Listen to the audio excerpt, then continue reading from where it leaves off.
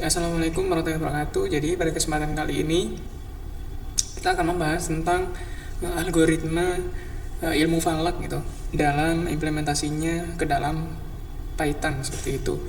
Nah di sini tuh pertama untuk ilmu falak tersendiri, yang pertama ada tentang metode trigonometri bola untuk menentukan arah kiblat.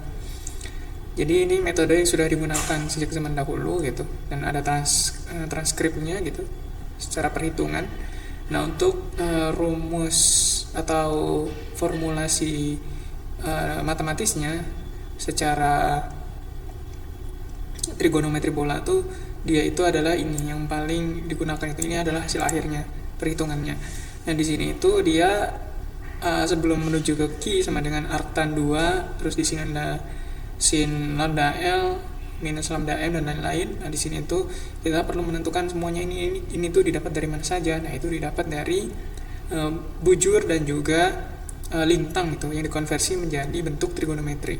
Di sini kita juga perlu menentukan tan Q-nya. Nah di sini juga kita perlu melakukan perhitungan secara trigonometri juga, trigonometri bola ya lebih tepatnya. Nah kira-kira perhitungan secara formulasinya adalah seperti berikut ini gitu. Nah ini ketika kita implementasikan kepada Python, nah kira-kira seperti ini. Nah ini kodenya berasal dari karya dari Bapak Manda Sanjaya dan juga Adi Anggraini. Nah untuk pertama untuk library-nya di sini itu ada math gitu ya, digunakan untuk perhitungan matematis, atau di sini kita gunakan trigonometri bola ya gitu. Ini adalah modul yang sudah tersedia di Python. Nah, di sini yang pertama kita perlu menentukan lintang dan bujur di antara dua lokasi yang mau kita ukur. Contohnya di sini saya sudah menggunakan data lintang dan bujur kota Surabaya gitu. Nah, di sini mungkin kita bisa lihat terlebih dahulu untuk kota Surabaya, dia itu untuk lintang lokasinya yaitu sekitar minus 7,30316, kira-kira seperti itu. Ini hampir mirip ya.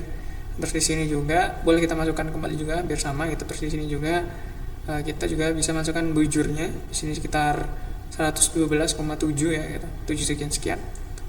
Nah, di sini itu seperti yang tadi sudah dibilang, jadi di sini adalah nilai lintang lokasinya dalam desimal. Nah, kita konversi ke bentuk trigonometri yaitu cos radiannya dan sin radiannya. Sama di bujur juga. Ini untuk lokasi yang pertama. Nah, yang kedua di sini itu ada lintang dan bujur Ka'bah gitu dalam desimal. Nah di sini tuh sudah ada ya sekitar 21,4 sekian dan juga bujurnya yaitu sekitar 39,8 sekian. Masih sama. Nah di sini bedanya adalah untuk lintang Mekah kita konversi juga dalam tannya juga, selain cos sin kita tentukan juga tannya seperti itu dalam trigonometri. Sedangkan untuk bujurnya di sini kita gunakan sin dan cos saja. Terus selanjutnya kita menentukan selisih. Nah selisihnya ini tinggal kita masukkan saja nilai-nilainya tadi setelah dirubah menjadi trigonometri. Nah setelah itu kita perlu menentukan parameter-parameter dari si hasil akhirnya atau si nilai Q-nya atau si tan Q-nya gitu. Setelah mendapatkan tan Q kita akan bisa menghitungnya untuk nilai Q atau A tan kuadrat gitu, tan 2 gitu, A tan 2 ini digunakan pembentukan Q. Jadi kita perlu menentukan tan Q-nya dulu. Nah, tan Q ini dia harus mempunyai beberapa nilai terlebih dahulu gitu yang kita dapatkan dari si bujur dan lintang antara dua lokasi tadi. Itu kita bisa tentukan di sini untuk A-nya seperti ini dan B juga serta C juga. Setelah dihitung maka hasilnya tinggal kita masukkan ke persamaannya akhir tan Q-nya. Nah, setelah kita dapat tan Q-nya dalam desimal dan heksadesimal, di sini kita bisa masukkan kembali ke menentukan nilai Q-nya dalam bentuk derajat. Kita kita konversi lagi dalam bentuk derajat lagi seperti itu. Nah, ini kita hitung. Nah, kita akan mendapatkan nilai arctan 2-nya. Setelah itu kita evaluasi nilai Q-nya seperti itu. Dia kira-kira dari dalam arah mata angin. Dan di sini misalnya ada derajat arah mata angin. Nah, dalam semua arah mata angin ini dia itu kira-kira di nilai berapa gitu, di dalam derajat keberapa gitu. Nah nanti kita akan coba buktikan sendiri ya. Mungkin langsung di run saja. Nah, setelah di run, nah dia akan melakukan perhitungan. Nah, di sini kita itu akan mendapatkan nilai Q-nya, Q kiblat terhadap utaranya, yaitu sekitar 294. Nah, sekitar 294 terhadap utara, seperti itu. Jadi dia di arah 294 terhadap utara. Nah, di sini range-nya utara itu kan 0 atau enggak 360 ya gitu. Dari range-nya tersebut, nah kira-kira dia itu arahnya adalah kira-kira itu di barat ya, yang mendekati itu barat, tapi dia sedikit melenceng mengarah ke barat laut, yaitu sebesar sekitar, di sini kan dia 270 derajat, di sini kan 294 derajat, jadi sekitar 15 derajat itu. Nah, seperti itu mungkin yang pertama. Selanjutnya, penentuan waktu sholat. Nah, di sini itu masih sama ya, karya dari Bapak Ahmad Sanjaya dan juga di Anggraini. Nah, di sini itu untuk parameter-parameter penentuan waktu sholat. Nah, di sini itu ada tanggal, ada koordinat lokasi, ada misalnya ketinggian tempat dan juga zona waktu. Terus kemudian dia ada ihtiyahnya. Nah, ihtiyahnya ini kira-kira errornya lah gitu ya, error lebih atau kurangnya dari waktu yang nanti sudah dihitung gitu. Nah, di sini juga ada bentuk perhitungannya untuk tiap waktu ya di sini. Nah, ini equation of time-nya. Jadi penentuan waktu sholat itu ada, dia menggunakan equation of time-nya juga. Nah, seperti di sini ada waktu maghrib, waktu zuhur, waktu subuh, dan lain-lain. Nah, ini terus kemudian hasil perhitungannya dari si W-nya tadi, semua W-nya tadi. Nah, kita bisa tentukan jam, menit, dan juga jam dan menit saja lah gitu ya. Jadi tidak sedetail sampai dengan waktu gitu. Nah, akan dicetak dalam sebuah urutan tabel seperti ini. Tanggal, imsak, ada subuh, terbit, duha, zuhur, asar, maghrib, dan juga isya. Nah, seperti itu. Nah, di sini itu untuk koordinatnya yang pertama saya menggunakan koordinat dari Masjid Surabaya gitu ya. Misalnya di sini ya. Kita masukkan minus 7,3 sebenarnya, atau 7,3 sekian lah ya gitu, hampir mendekati. Kemudian di sini juga hampir sama, sekitar 112,7. Nah, ini dari bujur dan lintang ini kita sudah masukkan. Terus kemudian juga kita masukkan tanggalnya, kira-kira kita mau berapa itu. Di sini saya mencoba untuk memprediksi waktu sholat di tahun 2026 dari tanggal 1 di sini, awalnya, hari pertamanya, dan juga hari terakhir karena bulan Januari sampai dengan tanggal 31, bulannya bulan ke-1, seperti itu. Terus kemudian di sini ada ketinggian tempatnya, ketinggian Surabaya itu sekitar di 5 meter dari permukaan laut. Kita masukkan dengan zona waktu GMT-nya itu plus 7 gitu, atau WIB. Seperti itu. Nah, mungkin sekarang langsung kita coba run. Nah, di sini saat kita run, dia langsung memprint seluruh perhitungannya dari tanggal 1 sampai dengan tanggal 31 dengan data-data seperti ini. Dia sudah mencek dari tanggal 1 ya di sini sampai tanggal 31 Januari. Ketinggian tempatnya 5, zona waktunya juga plus 7, seperti itu. Sini untuk imsak di sini terdeteksi jamnya di jam 3 lebih 42 menit, subuh di 3 lebih 52 menit, terbitnya itu di jam 5 lebih 14, duha, nah, dan seterusnya gitu. Nah, dari sini kita akan mencoba untuk membandingkan hasil perhitungan dari kode Python yang tadi itu dengan website resmi. Misal di sini ada dari Kementerian Agama, Kemenak. Kita setting juga dari bulan Januari di tahun 2026. Misal di sini hari Kamis ya, ternyata tanggal 1 itu. Kita cocokkan tanggal 1 itu untuk imsak sekitar 3,42. Nah, yang perhitungan kita sekitar 3,43 di sini ya, di sini 42. Nah, sini lebihnya kurang dan kurangnya lebih di website resmi itu dia lebih 1 menit, sedangkan perhitungan kita di 42, lebih di 1 menit lah gitu. Jadi tidak terlalu jauh. Terus mungkin kita coba lihat di tanggal 19. Di tanggal 19 mungkin di sini. Ini tanggal 19 yaitu 353. Nah, ini lebih 1 menit juga. Subuhnya juga Nah, ini subuhnya 4.03 ya. Nah, lebih 1 menit juga untuk dari website Kemenag.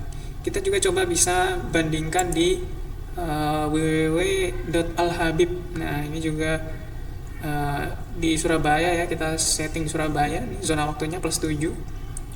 Nah, ini untuk koordinatnya hampir sama ya. Nah, di sini itu misal tanggal 1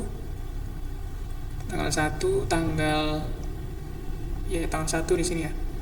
Nah, di sini tuh masih agak acak ya di sini tuh. Karena beberapa hari saja, beberapa tanggal kita cocokkan. Misal di sini tanggal 26. Dia imsak di 3:57. Tanggal 26. Nah, 04:07. Nah, dia sedikit lebih banyaknya errornya, sekitar 5 menit ya. 5 menit sampai 4 menit. Sini misalnya untuk waktu asarnya, di sini waktu asar tanggal 26 itu 15.05. Di sini itu waktu asarnya 15.05. Di sini hampir sama ya, justru sama di sini ya. Waktu zuhur juga sama, waktu duha juga sama. Nah, sama kira-kira seperti itu gitu untuk perbandingannya gitu. Jadi masih memiliki error, tapi error yang dapat ditoleransi dari perhitungan ini gitu. Baik, selanjutnya di sini itu ada penentuan jarak antara dua titik kota dalam peta gitu. Nah, di sini itu masih tentang algoritma ilmu falak kayak gitu untuk menentukan jarak dua kota itu melalui koordinat. Nah, di sini itu untuk pada programnya masih menggunakan math ya gitu, library-nya. Koordinat jadi di sini itu kita akan menggunakan dua kota, yaitu kota Surabaya dan juga kota Bandung gitu. Jaraknya itu kira-kira nanti berapa gitu. Nah, di sini itu untuk jarak dari kotanya itu kita gunakan inputan lintang lokasi dan lintang bujur yang nantinya dia itu akan dikonversi menjadi bentuk trigonometri bola. Nah, di sini itu pertama ada metode dari Al-Biruni ya gitu. Sudah dari zaman dahulu. Nah, di sini dia menggunakan metode trigonometri. Nah, di sini dia pertama menentukan total sinusnya, terus kemudian menentukan selisih bujurnya. Terus kemudian di sini ada selisih bujur lagi yang kedua, koordinat selisih bujurnya. Terus kemudian di sini juga menentukan selisih lintangnya, koordinat selisih lintangnya juga. Nah, setelah mendapatkan semuanya nilainya itu, nah bisa dimasukkan ke persamaan A, B, dan C-nya. Jadi persamaan A itu dia membutuhkan nilai-nilai yang tadi sudah dihitung. Nah, dalam akhirnya sekarang dia C-nya ditentukan. Itu antara A plus B, seperti itu. Nah, dari situ, dari nilai C-nya sudah ditentukan, kita menentukan D-nya juga. Ternyata D itu akar dari kuadrat, misalnya akar kuadrat dari C-nya, hasil C-nya. Itu adalah D-nya. Nah, di sini dari D-nya kita tentukan jaraknya melalui besar sudutnya, terus kemudian kita bisa menentukan jaraknya dalam satuan kilometer, seperti itu. Nah, di sini itu sudah kita dapat nilai jarak dalam satuan kilometer. Nah, dia itu dikali dengan jarak dikali dengan jarak kilometer. Di sini itu adalah jarak dikali dengan 6378,137. Nah, ini itu adalah nilai konstanta dari jarak jari-jari bumi, seperti itu. Jari-jari bumi itu sebesar seperti ini gitu. Digunakan untuk menentukan jarak dalam satuan kilometer. Sekarang kita akan coba run saja. Nah, setelah kita run, kita coba masukkan lintang lokasi 1, yaitu kita gunakan Surabaya tadi ya. Dia itu di angka minus 7,303.30316. Kita enter, kita masukkan bujur lokasi 1 pertama, yaitu 112,73744. Sekarang yang kedua, yaitu ada koordinat kota Bandung di sini. Koordinat kota Bandung. Nah, kita masukkan ini. Pertama untuk lintangnya itu minus 7,063473. Untuk bujurnya yaitu 107,591171. Kita enter.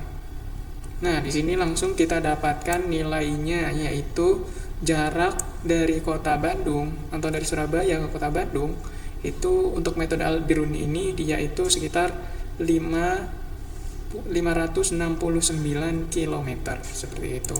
Sekarang akan coba kita cek jarak antara Surabaya dan Bandung.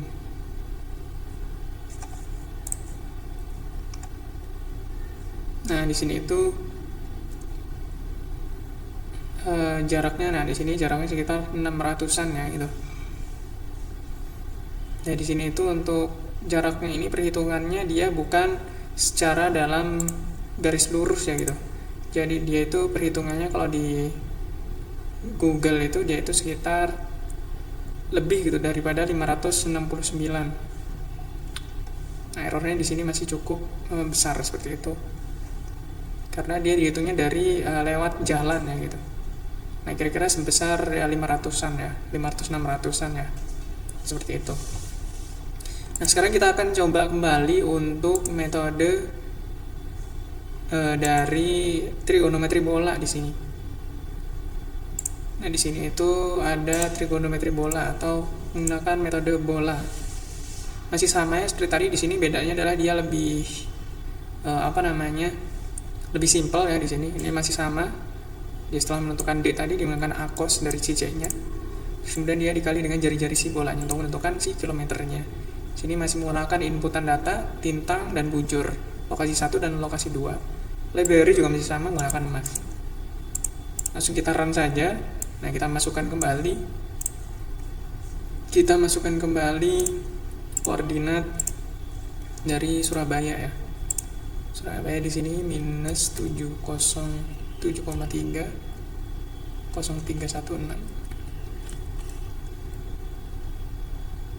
Terus kemudian 112,73744. Sini koordinat Bandungnya.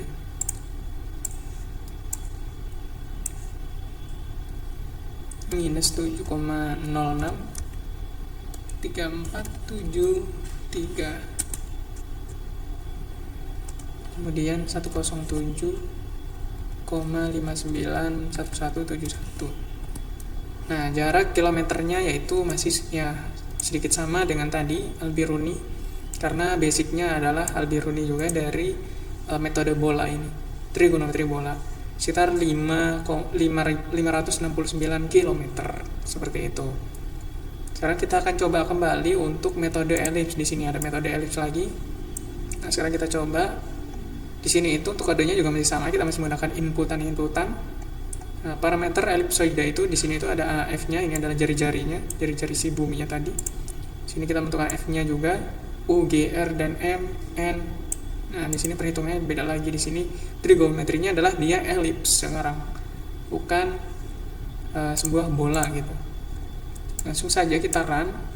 Nah, kita masukkan kembali si rentang lokasi yang pertama 7,3, rentang lokasi yang kedua 112. Nah, di sini juga dia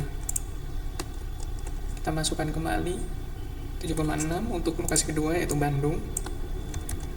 Kita masukkan kembali, kita enter. Nah, hasilnya juga sama, sekitar 569 kira-kira.